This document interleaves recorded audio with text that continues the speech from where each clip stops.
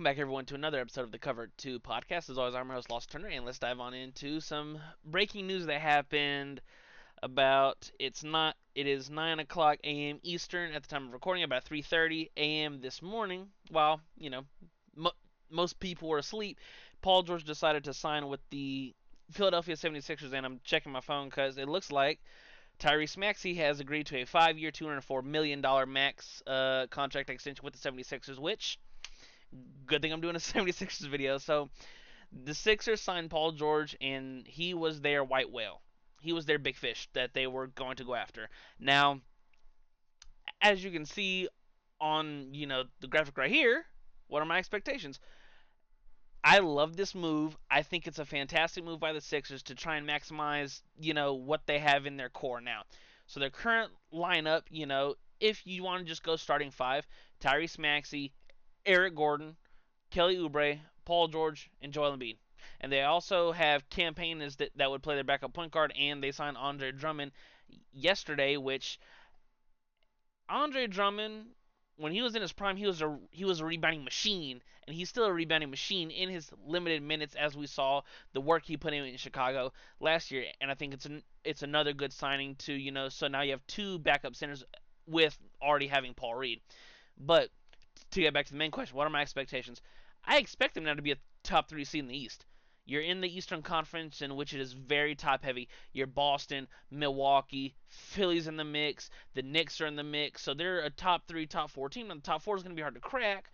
But if Milwaukee takes a slight step back, and Dame's another year older, and Giannis is another year older, and there's rumors that they could be trading away Brook Lopez.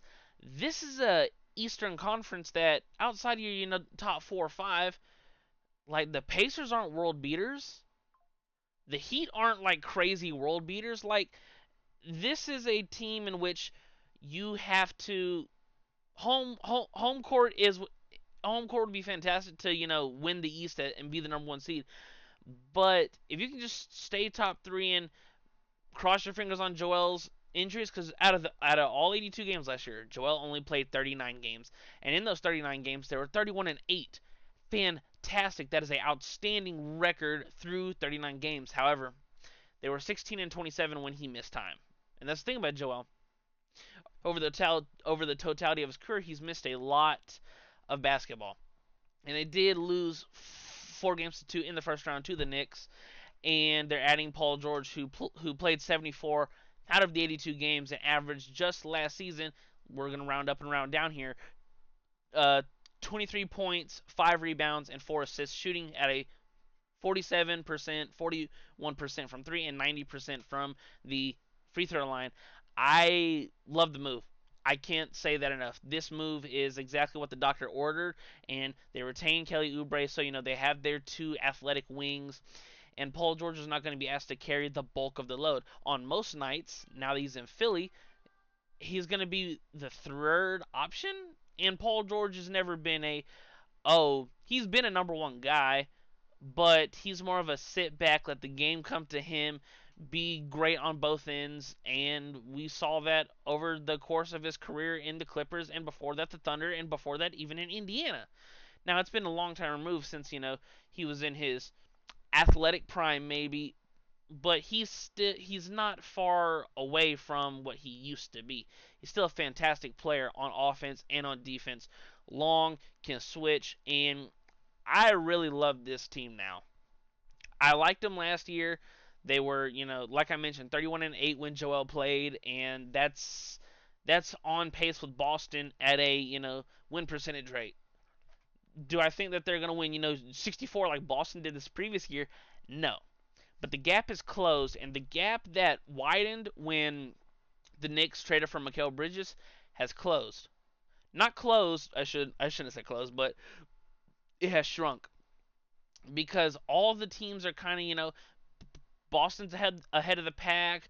Then in your next tier, it's like the Knicks and Milwaukee and Philly, and then the Knicks trade for Mikal Bridges, and the gap between the Knicks, Bucks, and Sixers, in my opinion, the gap grew just a little bit, and now the gap has shrunk. not significantly, because I think at a per starting five, depending upon what happens with Isaiah Hartenstein, I still think the Knicks have a better starting five. But this is a seamless one-to-one fit. Like, Paul George has been fantastic wherever he's gone, and he's flourished in whatever role. You want him to, you know, in OKC they trade for him to pair him with Russ. He was fantastic, top three in MVP voting. Then he goes to LA to join the Clippers via trade, and he is their second best player to Kawhi, and in a lot of instances he's their best player due to Kawhi not being available. And so Paul George at a, because we know the pecking order of this team: Joel, Tyrese Maxey, who's coming into his own and is fantastic, and then Paul George. So do we expect Paul George to have a better year next year than this year?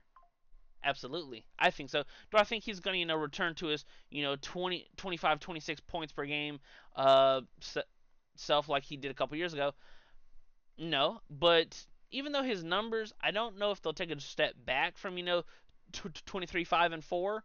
Could I see 21, 6, and 4?